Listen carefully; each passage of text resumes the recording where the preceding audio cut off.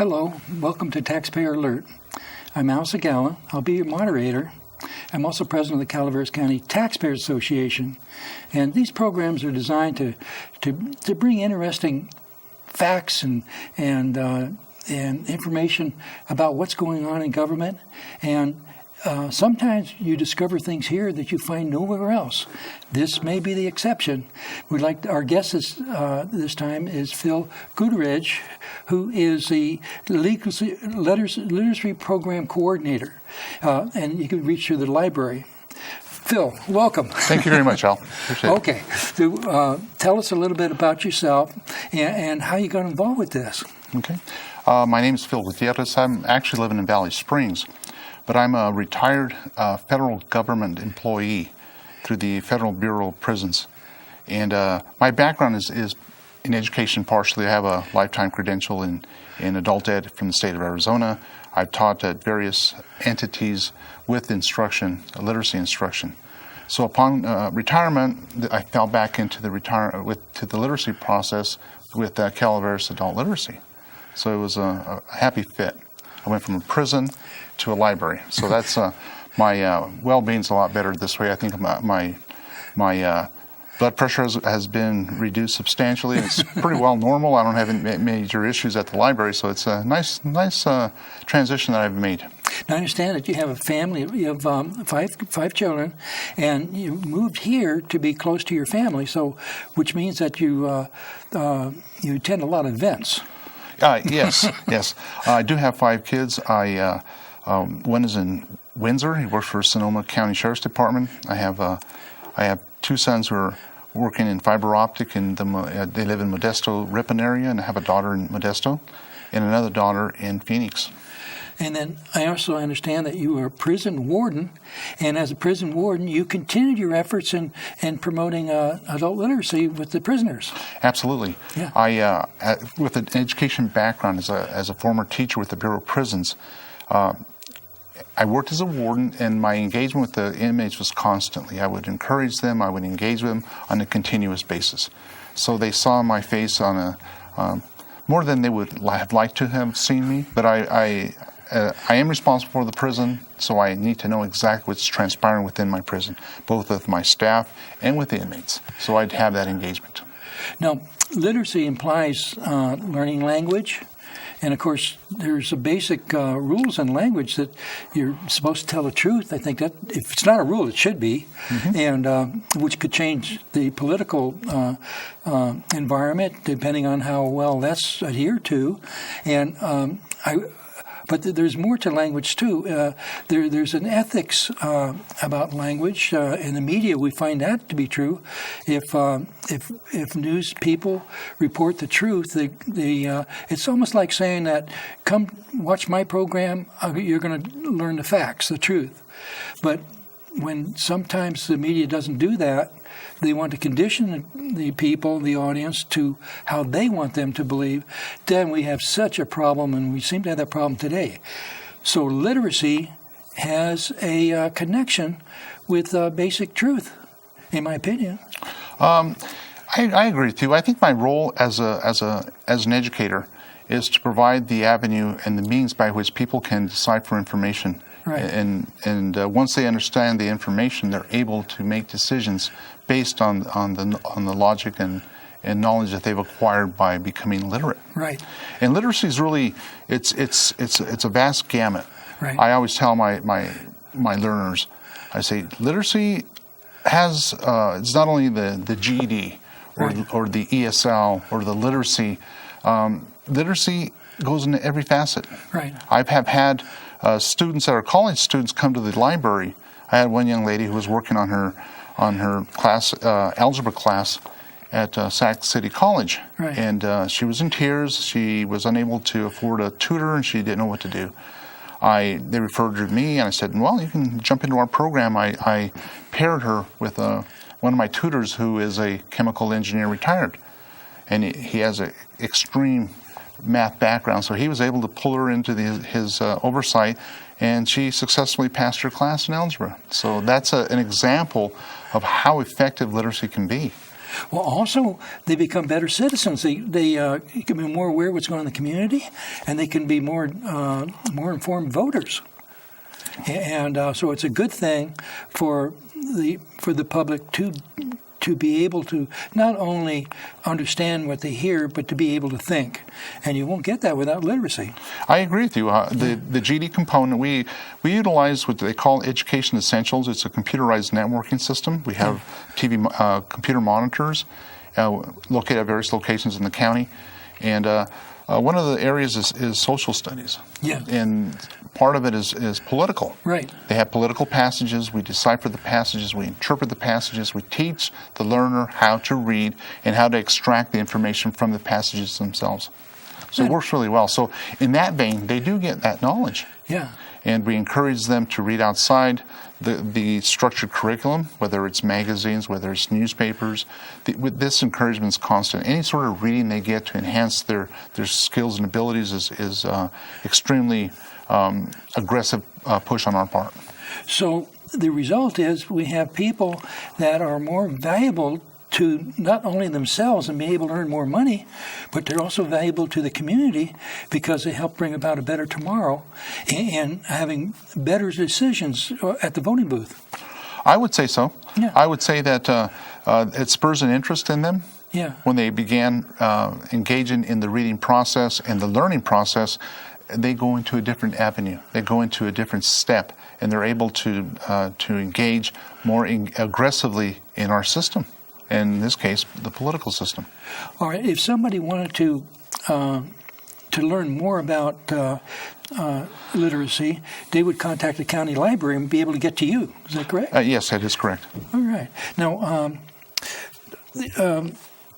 how's the funding and cost? How's this being funded?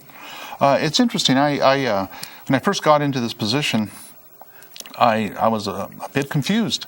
I worked in the Federal Bureau of Prisons, Department of Justice, and we got our budget. And we had to, hey, there's our budget. This is how we manage our budget, and right. That's how we spend it effectively, and we balance it out effectively. Yeah. Accountable to the public. So it was easy.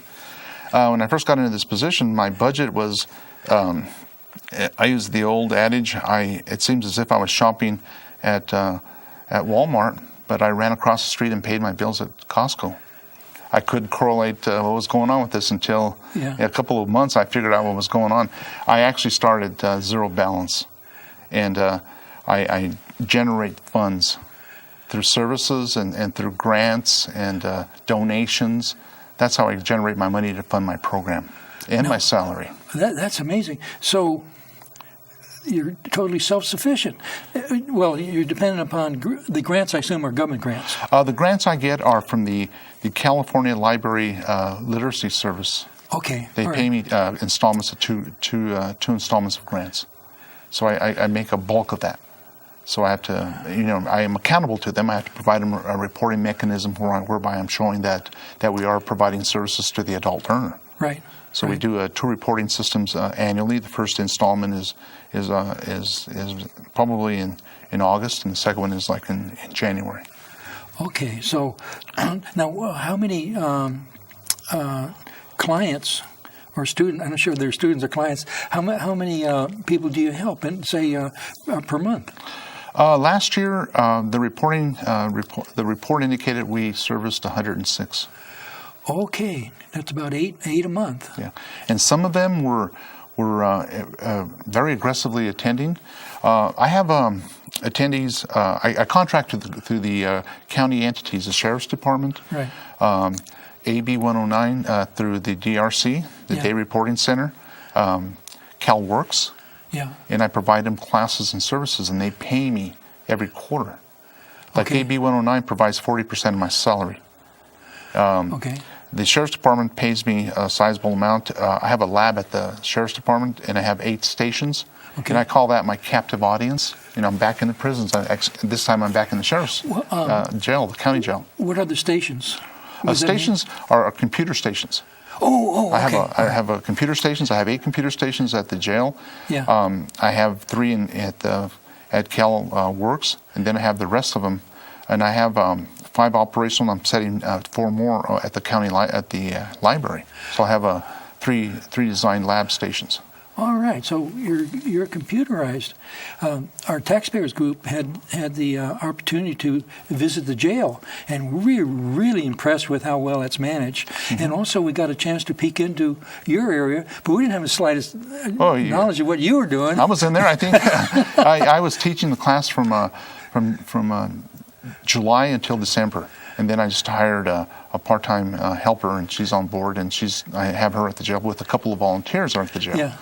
Yeah, there was a lady involved, so that was probably the timing on that. But I particularly enjoy the jail because I call them my captive audience. Right. Because they're in their living pods, and it's difficult for them to be there on a continuous basis. So they relish the opportunity to come over to the literacy program, and they also for every 16 hours of attendance, they get a day off their sentence. So it's an incentive for them to attend. Oh, yeah. So it helps me because it builds up my numbers because I calculate the attendees, the number of hours provided of instruction, and the tutorial hours presented. So that's part of my reporting mechanism with the California Library Literacy Services. Do you have a follow-up program to see what happens after your students leave, what they do, and how they use the information they got from you? I've had a couple of opportunities. I had one gentleman, he was a 54-year-old man who was working on his GED. He came to us, and I sat down with him. I interviewed him, and I realized this guy has very well-developed skills. He just needs to go through the process of taking the GED test. He didn't type well. He didn't work with the computers, but that's our entire process. Yeah. The computers are awesome because the GED test is a computerized test. Right. If you can't type, you can't maneuver yourself through a computer, you'll never pass the test. Yeah. You may have the knowledge to pass the test, but you can't have the mechanisms to actually type and maneuver yourself through a computer. But in this case, he took one test at a time, and he did pass. So he came by my office and said he's working full-time, and the GED helped him secure a position. Oh, that's cool. So it worked out real well for him. Now, what kind of work did he get? He's working in janitorial sciences. Okay. He just moved into to upgrade in janitorial sciences. Okay, that's cool. Now, what makes literacy work effective? Literacy is an effective program. The whole focus is we have to believe in literacy. Right. And when we get our learners to come into us, they need to be convinced that we care. You're right. That we want that program, we need that program, and we want to present them the opportunity to engage in the program. Right. And I think that's the initial process, is that we have to have a committed element of presentation. Right. You know, if I walk in and I have and I'm not too enthused about the literacy component, I don't expect these individuals to acquire a love for literacy. Right. So we have to sell our program, we have to support our program, we have to do everything possible to let that learner know that we're fully engaged. Yeah. That explains why when you were prison warden, you were still engaged in helping the prisoners learn. Yeah. And we had a variety of programs. I was my poor education supervisor who ran the education programs. He couldn't get rid of me because I was always in there looking at his programs and monitoring his programs, whether they were literacy, whether they were academic or vocational, right. or they had some college classes come in. I was always monitoring them. Yeah. And he probably felt badly, and I kind of had to pull back a little bit because I didn't realize I was so engaged with it. Yeah. You tell him, you're so fascinating, I can't keep away. Yeah. Well, on the other hand, he may have liked my presence because we were able to engage, and I offered him some advice from my experiences as an education person. So I thought that was good. Oh, that's cool. To looking ahead, we're helping over 100 people a year, and what net effect do you think that has on the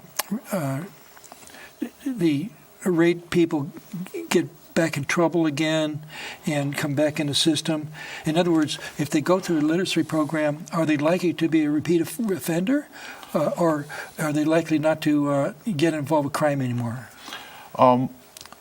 Locally, I don't know. I don't have that data. We don't have the capacity to ascertain the effects of our literacy program on that issue. Right. But I can comment on my past experiences with the Federal Bureau of Prisons. Right. And recidivism was a very important component that we had in place. Yeah. And we found that those that partook in any sort of programming, whether it was education, religious services, counseling, alcohol treatment programs, rehab, those guys were less apt to recidivate.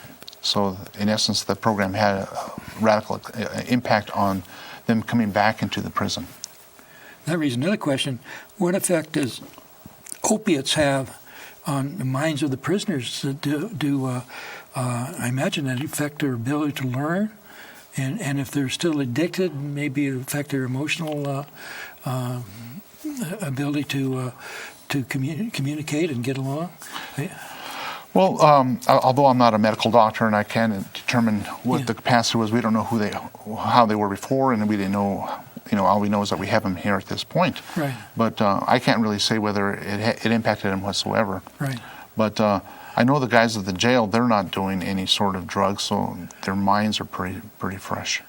Yeah. The ones in the community that come to our classes we don't know what they're doing. Right. And we never ask. Yeah. We have a set of guidelines and rules that they must follow.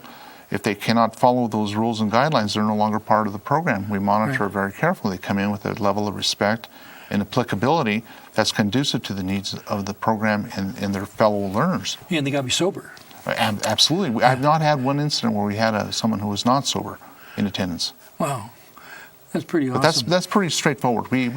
I do the interviews and I do the screening of the applicants, and we have a structured screening process whereby the learner understands the parameters that they live within if they wish to partake. Okay, so well, that's good news. What do you see looking ahead in adult literacy? Do you see an expansion more with the people who are incarcerated, or do you see more expansion outside of that area with other people in the community that need to learn? And how does it dovetail with the educational institutions that we have already? I think the expansion of programs, the expansion of services is even in Calaveras County. I'll use that as an example. I came in and my intent was to expand. My intent was to provide services to as many people as possible within the confines of my limited budget. Right. I've done some heavy recruitment. A good example of what we've done, the Arc of Calaveras. I'm not sure if you're familiar with the Arc of Calaveras. It's services to some disabled adults. Okay. Well, I started a class with them. It's held every Thursday for 2 hours. And the van comes in and they bring them and they jump on a portion of my program. It's called Computer Essentials. Okay. And they've actually engaged in the program. It's been ongoing for a month and it's very successful. They come in, they start working on that system. I got 2 tutors working with them when they come in, so they help them facilitate the process. Their attention level is really defined, and they're really getting a great. I have one in particular who's just flying through the program. So it's never. That's an example of services that are being provided to an element in Calaveras County that's oftentimes forgotten. Right. No one thinks about giving the Arc of Calaveras residents an opportunity to learn. We did. We structured the program to fit their needs, and we got them engaged in our program, and they're partaking, and they're doing quite well. I understand that some veterans are having a rough time with from their experiences in war, and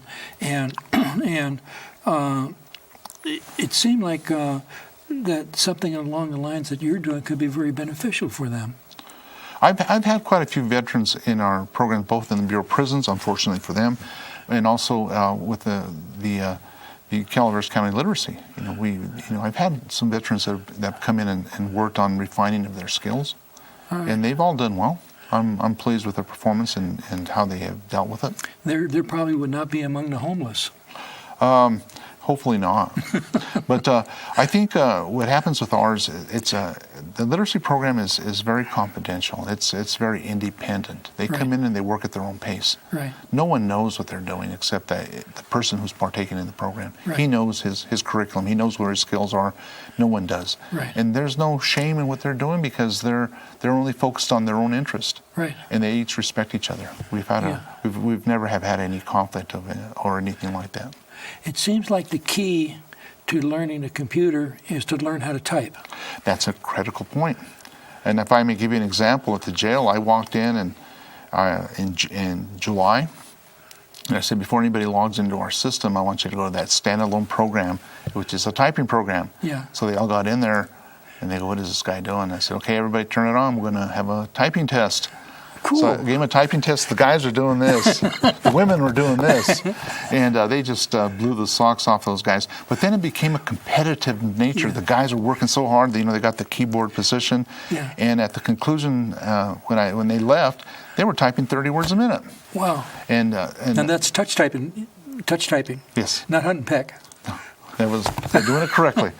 But that was a good experience. And I really enjoyed that. One of the young ladies, I think she was in for, I don't know, some petty crime. They're all in there for petty crimes and small crimes. But she was going up there 80, 90 words a minute. Well, She was just typing away. That's a secretary would be at that speed. A stenographer. Yeah. She could do all kinds of things. I spoke at length with her about the prospects of her, 25 years old, and she has a whole world in front of her. Yeah. And if she just acquired that little skill of typing, enhanced her typing. She knew how to type, but she really brought her typing skills up. And what does that do for her self-esteem? She was intent. She wouldn't hear a peep out of her. She'd come in and she'd type the whole class. The whole 2 hours she was typing away, doing all the programs that I would give her, and she was doing really well. This must bring a lot of satisfaction to you at the end of the day, to be able to look back and see you're helping people and that their lives are better because you're there. I find it very gratifying. Throughout my life, I've worked with people in need, and I've worked with people who are trying to acquire skills. So I've done whatever I can. I have a whole chest of information and skills and experiences that I can share with them, and hopefully I'll be able to impact them as we progress through our program. Do you think at some time in the future there might be a website where people can go and get more familiar with what you're doing? Actually, those that enroll with me, they don't have to come to class in my labs. They can do it at home. If they have a computer with internet accessibility, I give them the website and I enroll them. And I have one tutor who is working very close with me. We call it learning from a distance. Right. He's assigned various learners, and he monitors their progress while they're at home. Oftentimes they have child care issues, they have transportation issues. There's some obstacle in place, so we're trying to facilitate and engage them in the process. They may not be able to make it to San Andreas to the library to attend classes, but they're working at home, and my tutor can pull them up and monitor their progress, and he makes phone contact with them, or they email each other through our system. So it's a remarkable program that my predecessor set up here at Calaveras County. She did a great job, and I'm really appreciative of the effort that I inherited this program. I didn't develop the program, the Essentials education. Yeah. It was already in place when I got there. It's my task to keep it up and utilize it to its full potential. That's it. Now, is this program similar to programs you were working on before? This is totally different. I've never worked with a computerized networking system. Wow. And one component, if I may add, we have branch libraries located throughout the county, whether it's in Arnold or Copperopolis or Angels Camp, wherever it may be. We had a site visit by the state librarian. Yeah. And I had my little idea of what I was going to ask, and so he gave me some attention. He goes, my literacy guy, what do you need? I said, I need some computers. I need some standalone laptops or tablets. Yeah. And he goes, what do you need them for? And I said, I got these branch offices. I want to branch out my services to people in the outlying facilities that would benefit from my program. Well, it came out that a survey came out that he decided to give laptops to the entire literacy component throughout the state. Oh, wow. But that was my idea. Oh, cool. I planned that. And I wrote him an email and said, was that my stuff? And he goes, you got it. So hopefully he'll give me 2 tablets where I could place in each site. And Yeah. then they can access the computers at their site, and I can locate tutors at each area Yeah. and facilitate that service to our online branch libraries. Now, can they take the tablets home? No, I'll keep them at the facility Right. because I want to share and make sure I get maximum utilization. Plus, I have to safeguard them. Yeah. I haven't gotten them yet. I'm still waiting for them to arrive before I can implement my program, but I got it all panned out. Oh, that's cool. I have a I guess it's an Android. It's come a tablet and laptop, and I'm having a hard time learning how to use it because I'm used to the PC that I have with Windows, and so I'm just going to have to sit down and go get a program that will teach me how to do it, maybe a videotape or something, and I've been postponing it, but in the meantime I have this nice little computer, just don't use it like I should. Well, the only alternative I have for you is you can engage in our Computer Essentials program at the library. Maybe that is the solution. I got a good story about this. I had an elderly woman came by, and she goes, "I heard you have a computer program." I said, "Yes, I do, ma'am." And she goes, "My grandson gave me a computer, and I don't have a clue how to use it." Yeah. Well, I got a solution for you. So I put her on the Essentials computer and how to learn how to use the computer. Yeah. And she goes, "Can I bring my friends with me?" I said, "Absolutely." So I had a whole group of them. And I got on the program because I was unfamiliar with the Computer Essentials program either. Yeah. So I got into it with them, and here we were working together. And after 2 or 3 months of instruction, all three of them were really learning how to use a computer. We loaded the icon of our system onto their computer. They were able Yeah. to work on it at home. And they came in, and my tutor worked with them individually if they had any questions or concerns. So it was very successful. So now we're servicing that age group, that age cohort that may not have had the technology, Right. access to the technology before, but now have a computer in front of them. How do I use it? Yeah. So that facilitated their needs. I'm 76, and I have to get a kid to teach me how to do this stuff. I just, you get so far in this life, and then if you miss something, the next generation's got it, but you don't have it. Oh, yeah, I understand. I made the mistake of relying on my secretary when I was in with the Bureau of Prisons because she would do everything for me. Right. And when I got out, I go, wait a minute, I don't have a secretary. I better do it myself. So it took me some catching up to do. Well, my wife is, I rely on her so much, and she's also secretary of the Taxpayers Association. And so when something comes up and it gets into details, I better get my wife involved because I don't know what's going on. Yeah. You learn to appreciate certain skills people have. Yeah. Now, we've got about a minute left.